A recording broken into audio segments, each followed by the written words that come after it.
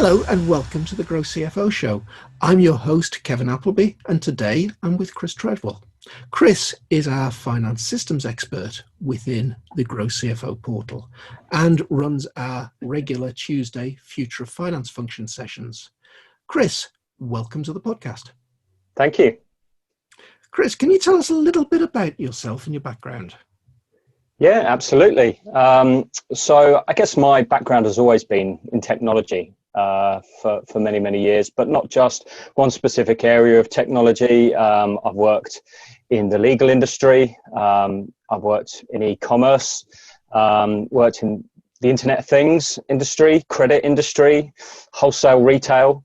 But they've typically been technology startups or disruptive, innovative products that aiming to challenge the big boys, as it were, but with some really unique, innovative technology that they're bringing to the market. So you're working now for a company called Aqilla, who is sort of taking over the middle market ground in finance systems. Can you tell us a little bit about what Aqilla is all about? Yeah, absolutely. You're right. I've been working with Akiller now just short of 18 months. And Akiller's position in the market for you, there's an awful lot of entry-level finance systems in the market, the likes of Xero and Sage and QuickBooks, that brands everyone's familiar with. And then equally at the opposite end of the market, in the enterprise space, you've got a lot of big brands such as SAP, or Oracle, and Aqilla fit perfectly in the middle space where there is less available solutions. Aqilla was formed back in 2006, and the co-founders, really brought Aqilla to the market because they wanted to develop something for the cloud. They saw that as being the new technology to innovate in. And at the time, cloud was very unknown. And so there was a big educational piece during the early years of Aqilla. But it has, now grown to be, a great, robust product there in the market. And we tend to see our customers being either those that have outgrown the likes of Xero or Sage, because they need some more capability to scale out to other countries. They need multiple currency capabilities. They maybe start to have multiple entities, so they need some more group consolidation tools. And so Aqilla is perfectly positioned there without people having to spend the huge sums that you'd need to if you were implementing a big ERP system, but rather have that best-in-class accounting software in the cloud that we are described by Gartner as postmodern ERP, in the sense that you can start to build a landscape of technology and integrate all the best-in-class technology together, with Aqilla being that element for your finance team. Yeah, I love that term, postmodern ERP. Yeah, well, one of those many phrases that Gartner have coined over the years, but I think it perfectly sort of sums up, explains that for many years everybody was scrambling to try and put an ERP system in place, in the late 90s and through the noughties, to try and consolidate everything. But I think whilst there's many merits to that, one supplier, one relationship, there were also limitations. And what we did, what the market tended to find is that whilst one area of the business had a great product, there was other areas of the business that had to just cope with it, to just settle for the technology that was available for them, and so having that sort of more flexible, agile approach where each department can choose the best-in-class software to help them in their day-to-day, but bring them together through integrations is really where the value comes. I must admit, I'm a huge believer in best of class, and as I'm a long in the tooth management consultant and had a career in industry before that. And I always seem to have been dodging SAP projects.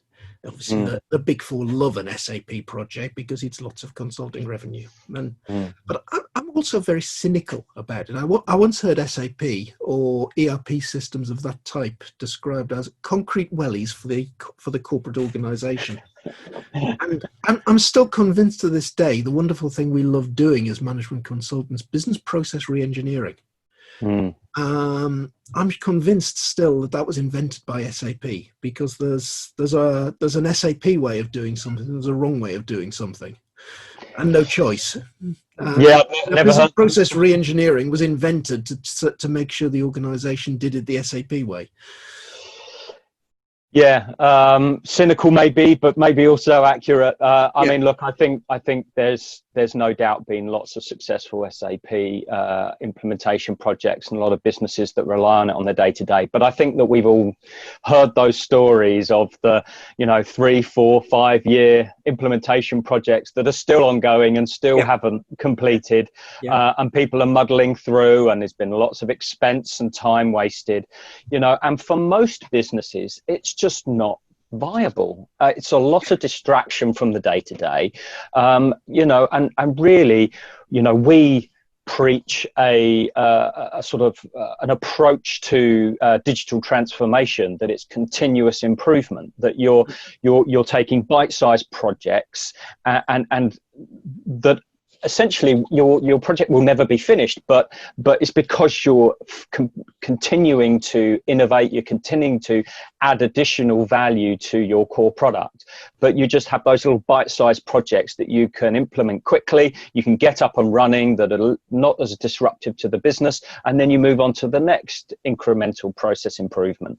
And there's a lot to be said for that. And you look at the role of the CFO these days, and is there looking at the governance of the organization, the internal controls, he's looking at publishing the results, he's looking at being the catalyst of business change, and he's looking at being the strategic advisor to the CEO. A hell of a lot of things. Now, if you put on top of that the sort of systems transformation that's just about finance, that's going to distract half the finance department and his efforts for 6 months plus, 12 months plus, that's the point that things start, in my view, falling apart. I just don't think the modern organization should be subjecting itself to that sort of change. Well, I think you can add to that in as well, in that CFOs are more and more being asked to be involved in technology implementations outside of their department. And so essentially they could be tied up in some level of stakeholder involvement in those projects year round. And so there's no doubt a new skill set, and I think we're all very aware of that. I think we'll come on in a moment to talk about, the area of GrowCFO that I've been steering the conversation in. But the future of the finance function, it's the thing that we keep coming back to, is that evolving role, and what does that look like into the future?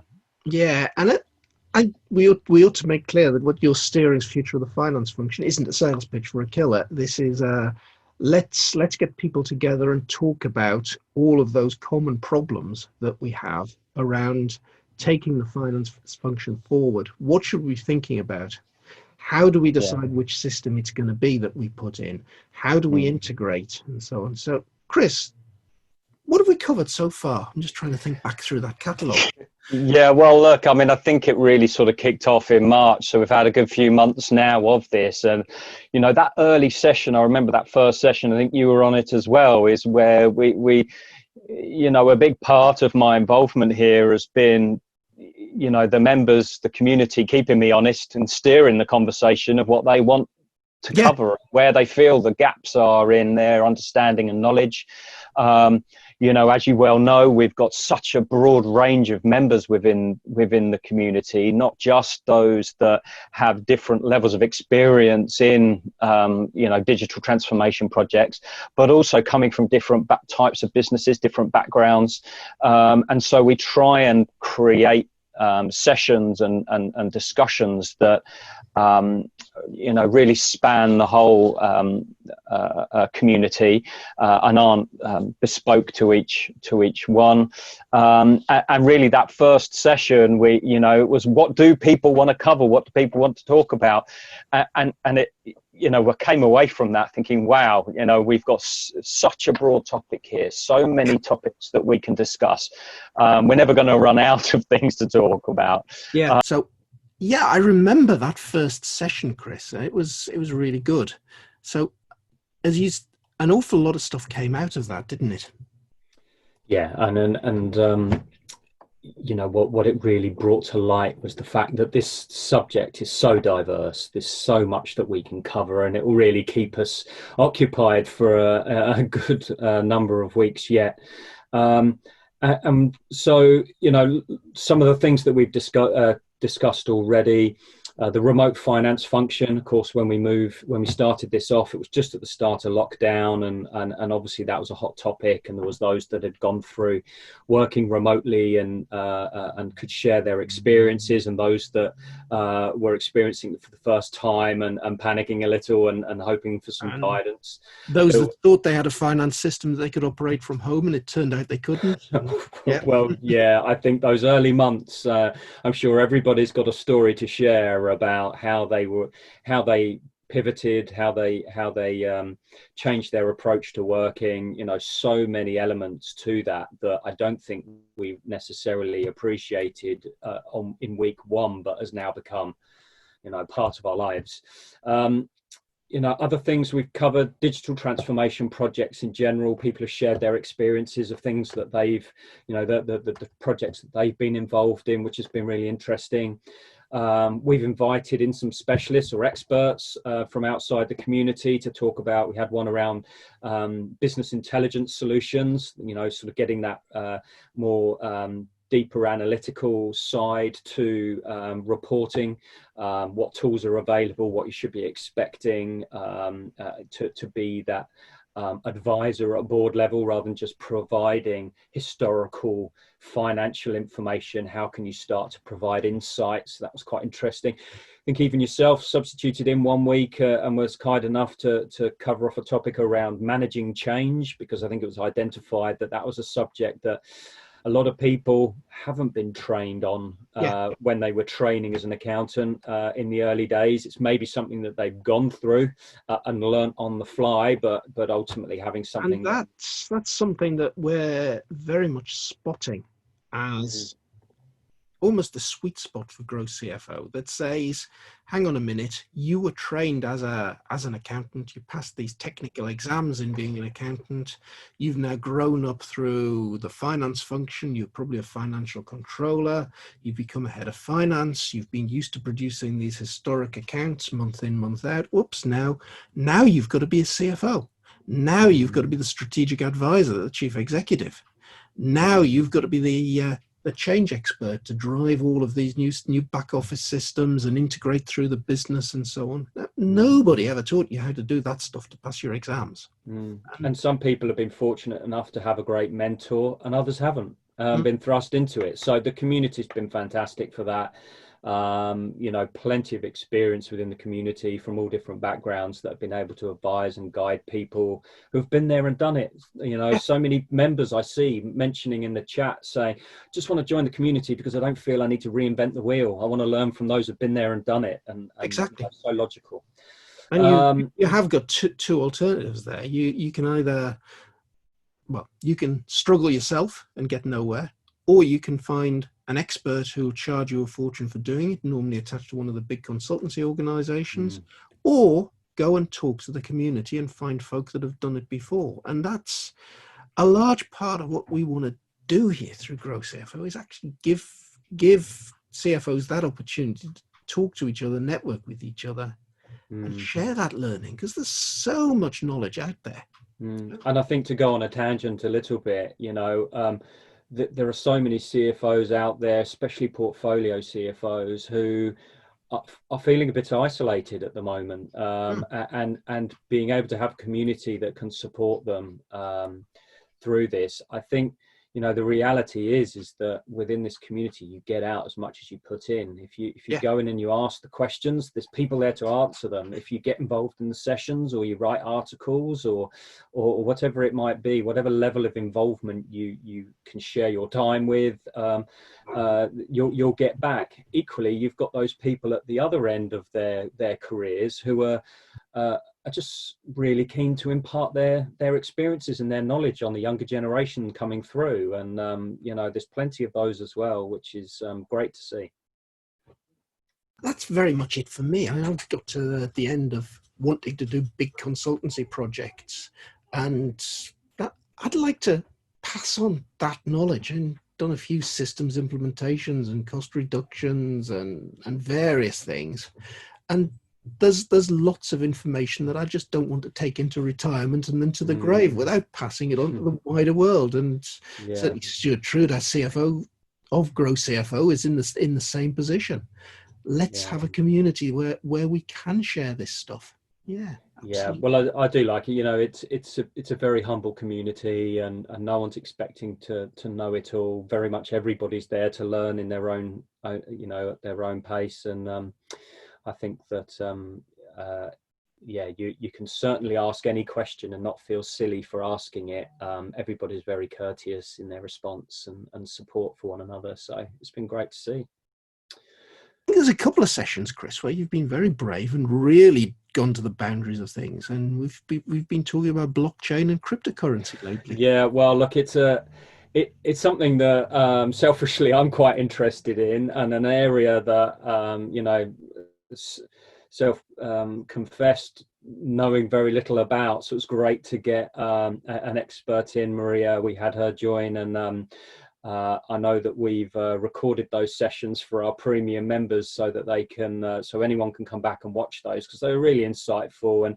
And indeed, we've got some more from her coming up in future sessions around open banking, which is another topic that's kind of new on the scene, and cybersecurity that's becoming more and more, I guess, prevalent as people start to work remotely more and you know, start to navigate to the cloud more. So, you know, certainly those you know, being able to bring in those experts, because people have shown interest in particular topics. As I said, you know, by no means am I suggesting that I'm the expert in everything. I'm just here to steer the conversation. So, you know, it's been great to bring in some third parties to talk about their experiences, and I think the community have really been really interested by them.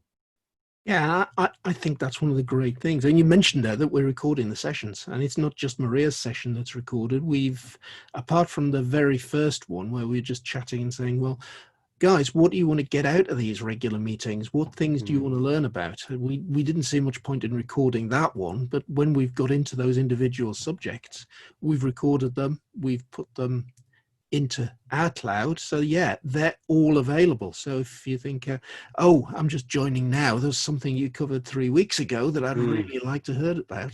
Well, it's there. You can go in. If you're a premium member, you can go in and you can listen to the replay.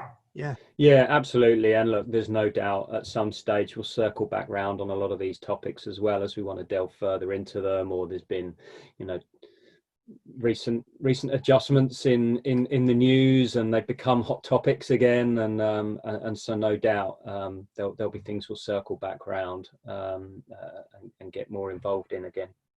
Yeah, and I could see a big one coming up in the future. The next set of changes coming up is going to be all the Making Tax Digital stuff. It was announced in a budget many years ago. It all got cancelled because of a very quickly called general election, but it's all coming back again. So the idea that you can get away with using Excel to do your accounts just isn't going to happen anymore.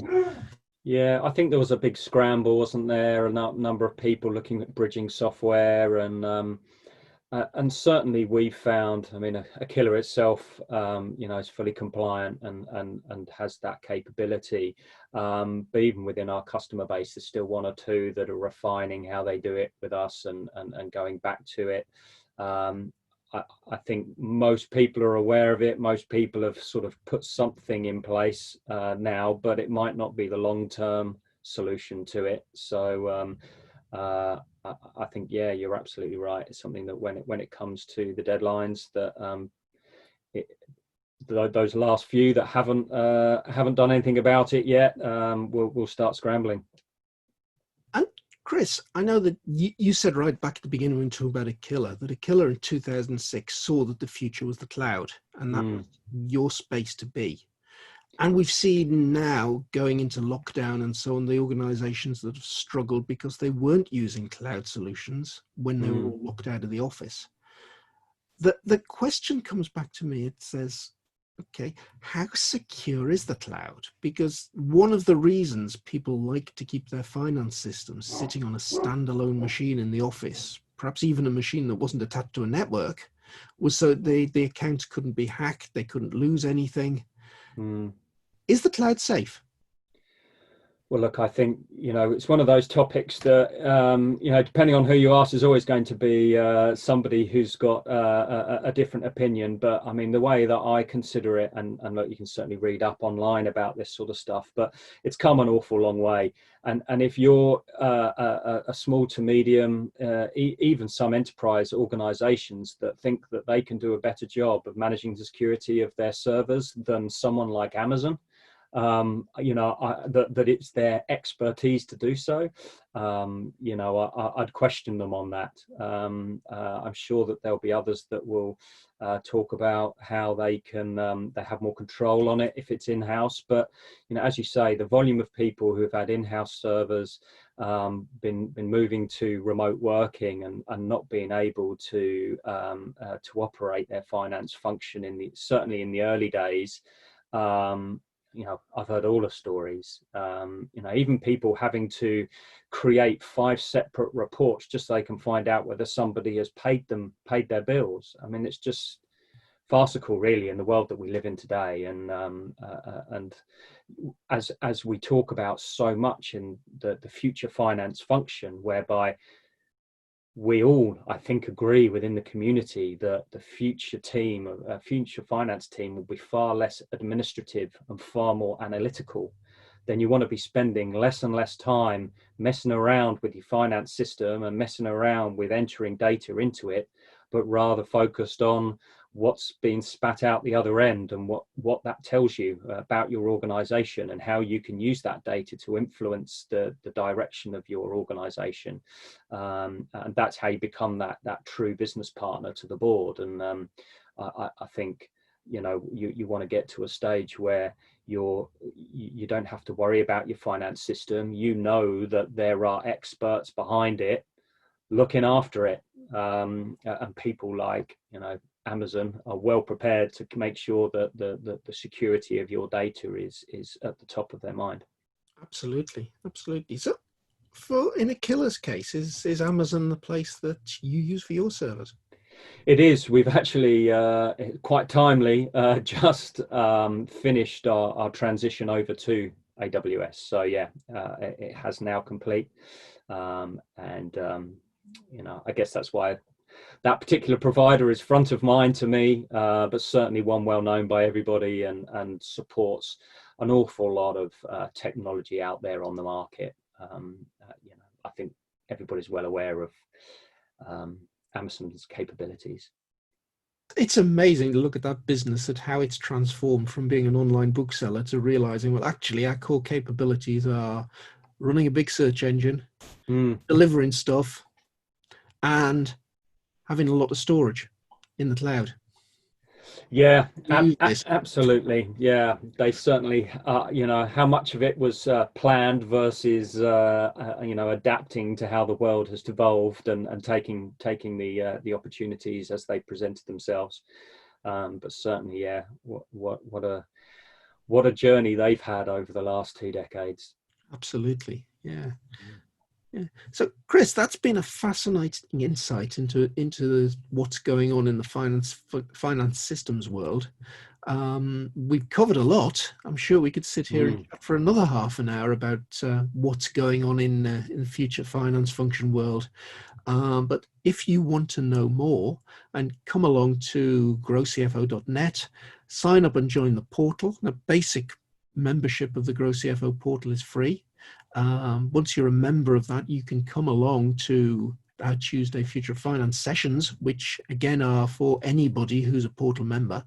Yeah, if you want to get into the back catalogue of all the things we've talked about before, that's part of our premium membership. But it's very, very easy to come along and take part in the discussion. And Chris and I would really like to see you guys in there. Yeah, everybody's welcome. Thanks for having me today, Kevin. Thank you very much, Chris.